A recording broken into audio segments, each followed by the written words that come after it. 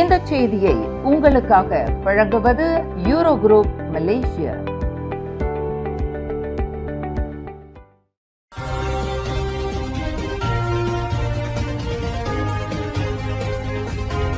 வணக்கம். திசைகளின் 5 மணி செய்திகள். நெகிரி சம்பிலான் மந்திரி பசார் விவகாரம் தலைமைத்துவத்தின் முடிவை ஏற்கிறது அம்னோ.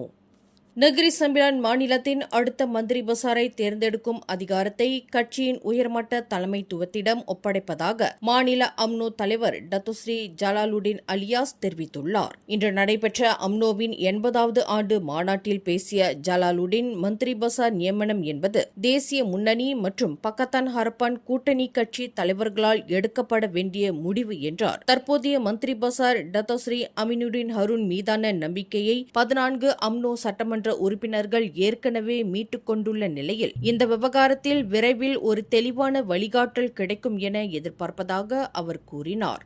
நிர்வாக குறைபாடுகள் மற்றும் மாநிலத்தின் கலாச்சார மரபு சார்ந்த விவகாரங்களில் ஏற்பட்டுள்ள நெருக்கடியே இந்த முடிவுக்கு காரணம் என்றும் இது அதிகாரத்தை கைப்பற்றும் முயற்சி அல்ல என்றும் அவர் விளக்கமளித்தார். ஒருவேளை தீர்வு எட்டப்படாவிட்டால் அடுத்த பொதுத் தேர்தல் வரை எதிர்க்கட்சியாக செயல்படவும் தாங்கள் தயார் என ஜலாலுடின் அலியாஸ் அதிரடியாக தெரிவித்துள்ளார்.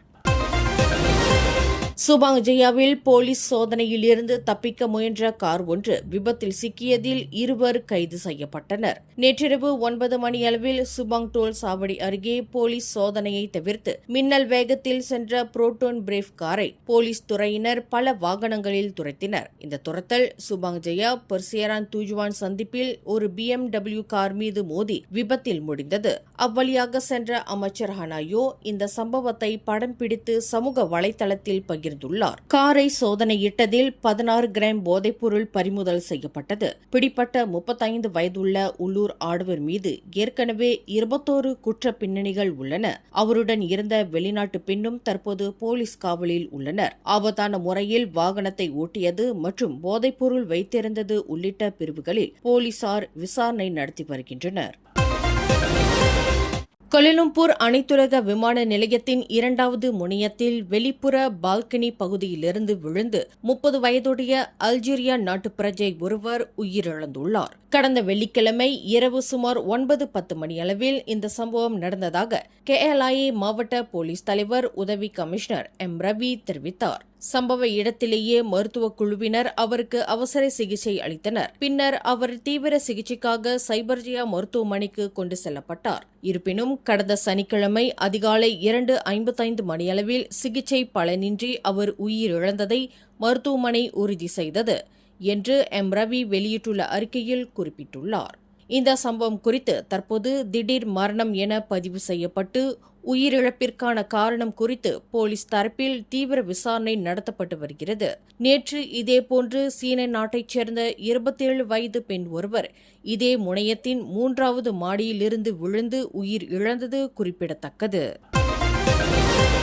சிங்கப்பூரில் பணிபுரியும் மலேசிய தொழிலாளர்களுக்கு சமூக பாதுகாப்பு நிறுவனமான சொக்சோ பாதுகாப்பை விரிவாக்கம் செய்யும் மலேசிய அரசாங்கத்தின் திட்டத்தை அத்தொழிலாளர்கள் பெரிதும் வரவேற்றுள்ளனர். நேற்று நடைபெற்ற தேசிய தொழிலாளர் தின கொண்டாட்டத்தில் உரையாற்றிய பிரதமர் டத்துஸ்ரீ அன்வார் இப்ராஹிம், முதற்கட்டமாக சிங்கப்பூரில் பணிபுரியும் 4 லட்சம் மலேசியர்களுக்கு சொக்சோ பாதுகாப்பு வழங்கப்படும் என அறிவித்தார். இதற்காக சுய தொழில் சமூக பாதுகாப்பு சட்டம் திருத்தப்பட உள்ளது என்பதையும் பிரதமர் கோடிக்காட்டியுள்ளார். தினமும் மோட்டார் சைக்கிள்களில் எல்லை தாண்டி செல்லும் தொழிலாளர்கள் விபத்து மற்றும் உயிரிழப்பு ஏற்படும் காலங்களில் பெரும் நிதி நெருக்கடியை சந்தித்து வருகின்றனர். நிறுவனங்கள் வழங்கும் காப்புறுதி சலுகை வேலை நேரத்திற்கு மட்டுமே பொருந்தும் நிலையில் சொக்சோவின் இந்த புதிய திட்டம் தங்களுக்கு ஒரு வலுவான பாதுகாப்பு வலையாக அமையும் என தொழிலாளர்கள் மகிழ்ச்சி தெரிவித்துள்ளனர். சொந்த நாட்டின் இந்த ஆதரவு தங்களின் எதிர்கால அச்சத்தை போக்கியுள்ளதாக சிங்கப்பூர் வாழ் மலேசியர்கள் நெகிழ்ச்சியுடன் கூறியுள்ளனர். ஸ்லாங்கூர் மாநில அளவிலான 2026 ஆண்டு சித்திரை கலை விழா பந்திங் ஸ்ரீ மகா மாரியம்மன் தேவஸ்தான கலாச்சார மண்டபத்தில் நேற்று வெள்ளிக்கிழமை தொழிலாளர் தினத்தன்று தமிழர் பாரம்பரிய உணர்வுடன் மிக கோலாகலமாக நடைபெற்றது.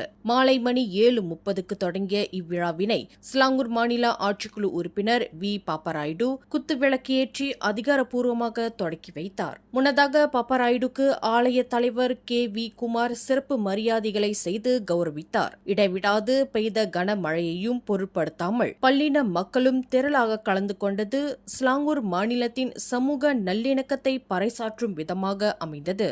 இக்கூட்டத்தைக் கண்டு நிகழ்ந்த பாப்பாராய்டு மழையை அன்னை மாரியம்மனின் அருளாக பார்ப்பதாக கூறி மக்களுக்கு நன்றி தெரிவித்தார். விழாவின் முக்கிய அங்கமாக மாநில அரசின் லீமாஸ் திட்டத்தின் கீழ் ஸ்லாங்கூர் மாநிலத்தில் தகுதி பெற்ற 23 இந்து ஆலயங்களுக்கு மொத்தம் 2,48,000 ரிங்கிட் மதிப்பிலான 2ஆம் கட்ட வருடாந்திர நிதி உதவி மானியத்தை ஆலய பொறுப்பாளர்களிடம் பாப்பாராய்டு வழங்கினார். தொடர்ந்து ஆற்றிய சிறப்புரையில் கல்வியே இந்திய சமுதாயத்தை மேலோங்க செய்யும் உன்னத கருவி என்பதை வலியுறுத்திய அவர் மாநில அரசு வழங்கும் இலவச தொழில்நுட்ப பயிற்சி போன்ற திட்டங்களை இளைஞர்கள் முறையாக பயன்படுத்திக் கொள்ள வேண்டும் என்றார். அதேவேளையில் நாம் அனைவரும் ஒற்றுமையாக இருந்தால் பல விஷயங்களை சாதிக்க முடியும் என்பதையும் பாப்பாராய்டு தமது உரையில் வலியுறுத்தினார்.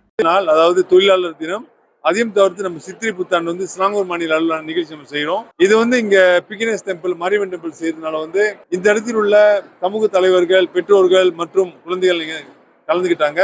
அதையும் தவிர்த்து இங்குள்ள நம்ம பிஞ்சிலாஸ் பாத்தீங்கன்னா முன்னாள் இங்குள்ள சட்டமன்ற உறுப்பினர், அப்புறம் நம்ம YDP, நம்மளோட டிஓ இவங்கெல்லாம் கலந்துக்கிட்டாங்க. அப்புறம் நம்ம ஹரிதாஸ், நம்ம ஸ்ரீதரன் மற்றும் அனைத்து நண்பர்கள் கலந்துக்கிட்டாங்க. இது எதை காமிக்கிறா ஒற்றுமையா இருந்தோம்னா நம்ம நிறைய விஷயம் செய்யலாம். அந்த ரீதியில் அனைவருக்கும் தொழிலாளர் தின வாழ்த்துக்களும் சித்திரை புத்தாண்டு நல்வாழ்த்துக்கள் கூறிக்கொண்டு விடைபெறுகின்றேன். நன்றி, வணக்கம். இந்நிகழ்வில் கொலலாங்காட் மாவட்ட அதிகாரி தொங்கு ரொஹானா, நகராண்மை கழக தலைவர் முகமது அஸ்ரி, நாடாளுமன்ற தொகுதி ஒருங்கிணைப்பாளர்கள் ஹரிதாஸ் மற்றும் டாக்டர் சத்யபிரகாஷ், சட்டமன்ற தொகுதி ஒருங்கிணைப்பாளர்கள் தீபன் மற்றும் டத்தோ ஜூரிஹான் என பல முக்கிய பிரமுகர்கள் கலந்து கொண்டு சிறப்பித்தனர். விழாவை சிறப்பாக ஏற்பாடு செய்த செயற்குழுவினருக்கு பாப்பாராய்டு தனது பாராட்டுகளை தெரிவித்துக் கொண்டார். திசைகள் செய்தி ஊடகத்தில் பணியாற்ற விருப்பமா? விற்பனை துறையில் சாதிக்கும் ஆர்வம் கொண்டவரா நீங்கள்? அப்படியென்றால் நாங்கள் தேடுகின்ற நபர் நீங்களாக இருக்கலாம். புதிதாக பட்டம் பெற்றவர்களும் விண்ணப்பிக்கலாம். விண்ணப்பதாரர்கள் சொந்த வாகனத்தை கொண்டிருக்க வேண்டும். மின்னஞ்சல் admin@திசைகள்news.com. தொடர்பு எண்கள் 0361811414 அல்லது 0123516515.